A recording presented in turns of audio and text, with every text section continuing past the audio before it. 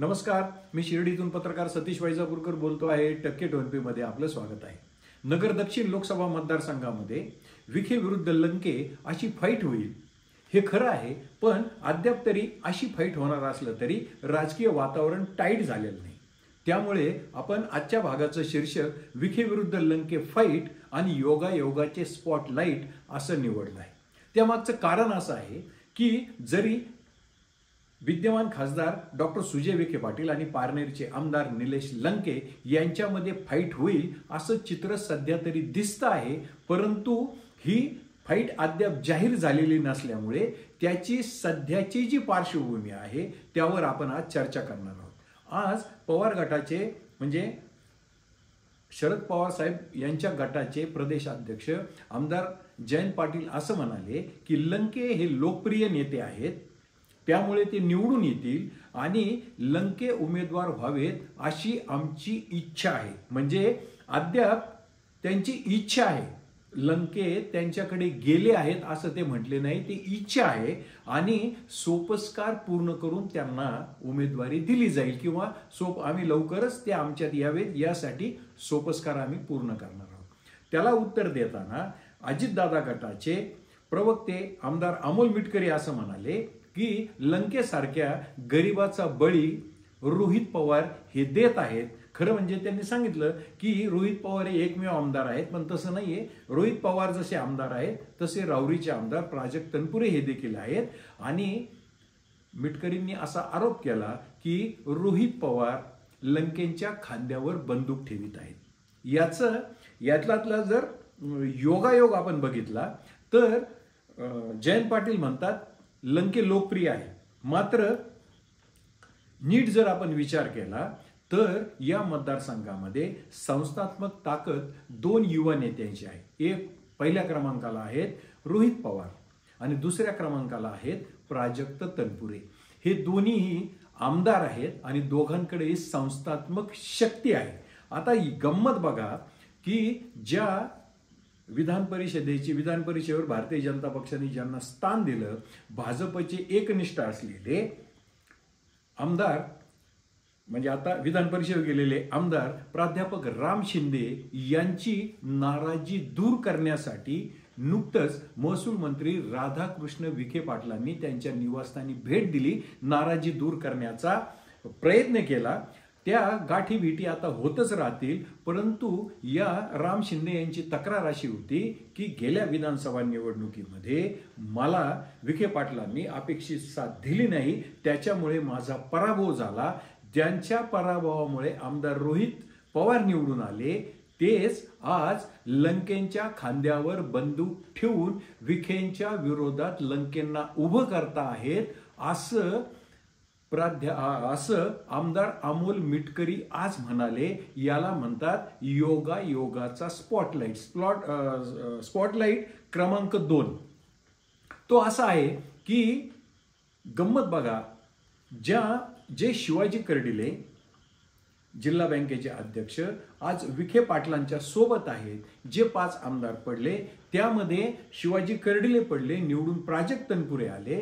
तर प्राजक्त तनपुरे आणि रोहित पवार हे आता खरं म्हणजे यांनी मैदानात उतरण्याऐवजी हे दोघंही युवा आमदार लंकेंना मैदानात उतरवत आहेत असं मिटकरी म्हणतायत. आता पुढे बघा, मी जसं मगाशी सांगितलं की महसूल मंत्री राधाकृष्ण विखे पाटलांनी गाठीभेटी सुरू केल्या. त्यांच्या राजकारणाची ती पद्धत आहे. लढाई सुरू होण्यापूर्वीच जसं डॅमेज कंट्रोल करायचं असतं तसं नाराजांची नाराजी काढून जे बाहेरची मंडळी आहेत त्यांना कसं आपल्यात आणता येईल याचे प्रयत्न ही प्रस्थापित मंडळींचं एक सेम पॅटर्न असतो. त्या पॅटर्ननुसार महसूल मंत्री राधाकृष्ण विखे पाटील आता दक्षिणेत सक्रिय झाले आहेत. त्यांनी श्रीगोंद्याचे आमदार बबनराव पाचपुते आणि त्यापूर्वी प्राध्यापक राम शिंदे यांच्या निवासस्थानी जाऊन त्यांच्या गाठीभेटी घेतल्या, चर्चा घेतल्या. आता खरं म्हणजे राजकारण म्हणून जर बघायचं ठरलं तर या 6 विधानसभा मतदारसंघामध्ये जशी त्या आमदाराची स्वतःची ताकद असते तशीच त्याच्या पक्षाची म्हणून एक ताकद असते, आणि तिसरं त्यांच्या मागे त्यांच्या कामानुसार जनता उभं राहते. ह्या 3 फॅक्टर प्रत्येक विधानसभा मतदारसंघात असतात. आता आमदारांना, ज्यांना निवडणुकीचं राजकारण करायचं आहे, अशा आमदारांसाठी विचार करायचा ठरला तर विखे पाटलांनी आधीच त्यांचा गट दक्षिणेमध्ये सक्रिय होता.